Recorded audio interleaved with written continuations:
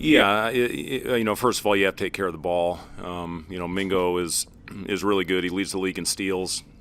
He's got unbelievable hands. They do a really good job double teaming the post. We have to handle those well. We have to keep great spacing. And, the biggest thing when I see what happened, obviously it was a highly charged game in the last one at Iowa. And I thought we got a little bit rattled out there. And, I talked about this after the game. When you have opportunities and open looks, we were 1 for 15 on open and semi-contested shots. So uncontested, semi-contested shots, we went 1 for 15. Now, a lot of that had to do with their pressure and, give them credit for that. But, at the end of the day, you got to be able to knock down some of those shots. And you miss a couple layups, you miss a couple free throws. Those all add up at the at the end of the game. And you got to find a way to do that. And we've been obviously very solid in that area for the most part all year long. And then just the finishing off possessions, especially against a team like Iowa, who controls tempo and pace in a low possession game. It forces you to guard for an extra 15 to 20 seconds.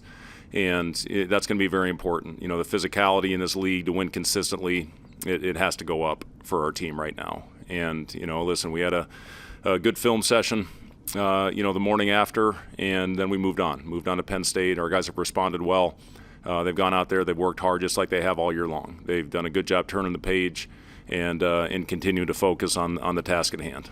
How do you go about addressing what needs to be addressed, also not overreacting in season when you're 22 and 4? Yeah, it's a great question, Wilson, and you do. You question things when we had an offensive game like we did the other day. Are we doing the right things? And, to me, it's not about reinventing the wheel right now. It's about getting better at the things that have made us a pretty successful team on that end of the floor. So, it's just, we worked a lot on execution the last few days, and the way Iowa took us out of certain things, we put a couple new actions in to try and combat that.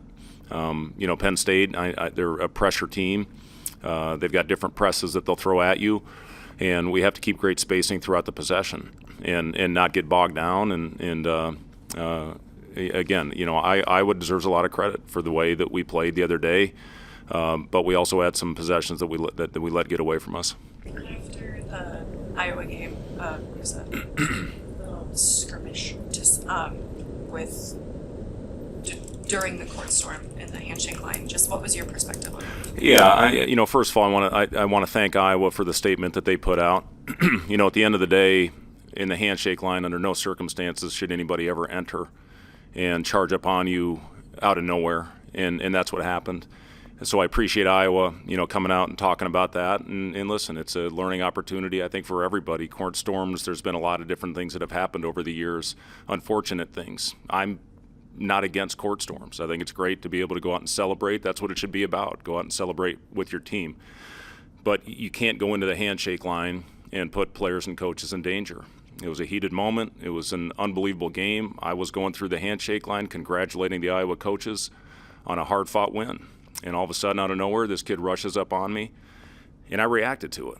And I think anybody in my position after a game like that would have reacted in a similar way. The other thing, listen, I am 100% reliant on a pacemaker. That I was told, never forget a conversation with my doctor. If a cell phone can put it off, if anything ever happens, I'm done. I will not survive if something ever happens to a pacemaker. I'm very cognizant of that. So when somebody rushes up on me with a cell phone, of course I'm going to react. So what's the likelihood of that happening? Close to zero, but it was also close to zero that I even developed heart block when I was under the knife on my first open heart surgery. So there's circumstances that were involved, maybe people don't understand and realize. But again, it was a highly, highly emotional game. It was one of the craziest atmospheres, certainly, that we played in this year. And again, this out of nowhere, this kid comes flying up. And listen, the other thing I did, I got the number of the Iowa staffer that I made contact with. I felt bad about that. I apologized to him on the spot, and I communicated with him yesterday. And his response was, and this should put it to bed, Coach, it's all good. I would have done the same thing. So again, it's a highly emotional time, and that stuff should never happen. After the game, Price said that he's been dealing with a groin issue. Have you seen that just affect him? No, I don't think so. We're very careful with Price and how much load we put on his body on our practice days, and we make sure he gets enough work to stay sharp and that type of thing. But we're not going to overtax him out there. So Price, he's one of those guys that never wants to take a rep off, but we have to protect him with everything, with as many minutes as he's playing and what he's forced to do on the offensive end of the floor. At this point in the year, are a lot of guys in that boat just 26 games in? Are you dealing with that with a lot of guys just managing loads and figuring out? Yeah, we do, Wilson. We're when we need to have a physical practice, we have a physical practice, and I thought we needed that. I thought we needed that the last few days. Now we're not going long. We're not going nearly as long as we had early in the season, and it's all about getting the reps that we need. And once I feel good about it, then we get them off their feet. But if we need to have a hard physical practice, we're going to do it. And if you're out there tiptoeing around and trying to protect guys, that's usually when bad things happen. So I felt we needed a couple good days. Again, we weren't out there for an extended period, but I felt we needed to get done and get addressed what happened in the previous game. So, and the other thing, listen, at the end of the day, we lost to a really good team. And again, the emotions that were involved in that game, you can't let it affect the next one. You can't have a hangover, especially in an early game, on a short prep. So we'll bounce back. Again, I'm confident our guys will do it. They've done it all year long.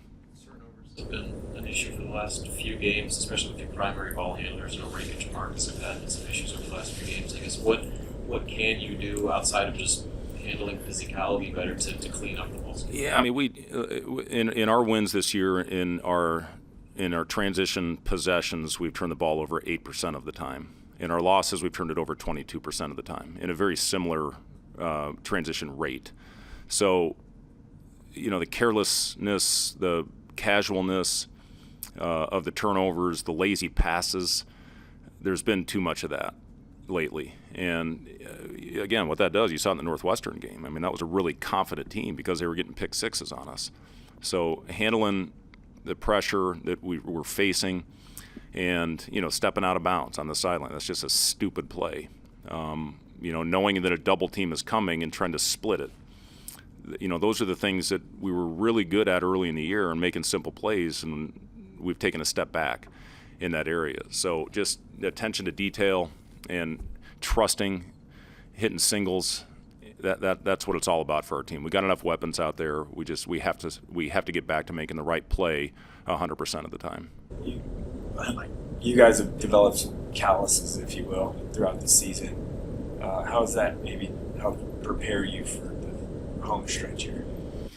Yeah, listen, we've lost 4 or 6. I get it. We've lost 4 games of quad 1A teams at the end of the day, and have been within 2 possessions in 3 of those. The Illinois game obviously got a little bit away. I think it was a 9-point ending, and you just saw what they did on the road against a really talented USC team and won by 36 points. So we're playing really good basketball teams right now. We would like to be on the other end of it, sure, and we had chances in every single one of those games. Now again, the attention to detail, and I talked to our team about this yesterday when we were in the film room, is our goal still 100% achievable? Absolutely, but we can't kid ourselves and say that we're playing the best that we have all year. There's a lot of things that we need to get better at and get back to where we were early in the year when we were finding a way to win those games. The confidence I have in this group is still sky high. I love these guys, and they're out there putting it on the line every time we step on the floor. They're coachable in film sessions when we get on them. They've handled that beautifully. And again, I know it doesn't mean anything unless you go out and do it in between the lines when the lights are on, and we get that opportunity tomorrow afternoon. Where do you feel right now, Braden's confidence and just mentally where he is? Yeah, since the injury, I think he has not shot the ball as well. He's feeling better. His came back and got some extra work in for the first time yesterday afternoon. Just with the ankle, the knee, we have not really allowed him to come back and get extra work just to protect it. But he was able to get back in the gym for a second session for the first time yesterday, and really, just worked on his balance and getting back. And when you have injury, sometimes you get it in your head that you got to protect it, and then you get a little bit off balance, and that's all it takes. So, we still are very confident in Braden, and he had a high-level play at the rim on an out-of-bounds play the other day, and he'll get his shot back. He's too good of a shooter.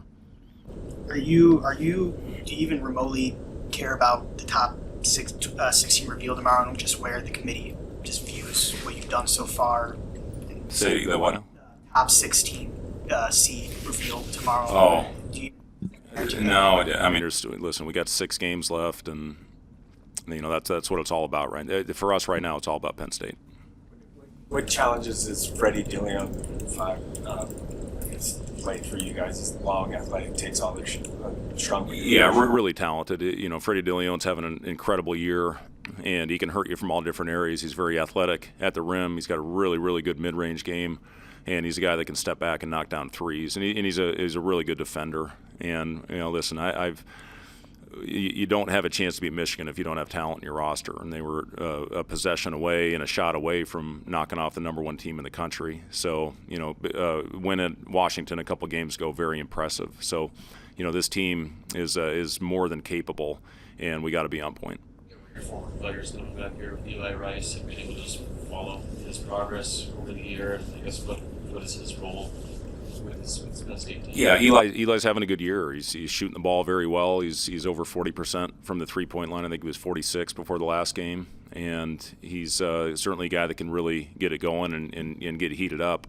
He was really good in their last win at Washington. So, yeah, Eli, he's having a nice year. Thanks.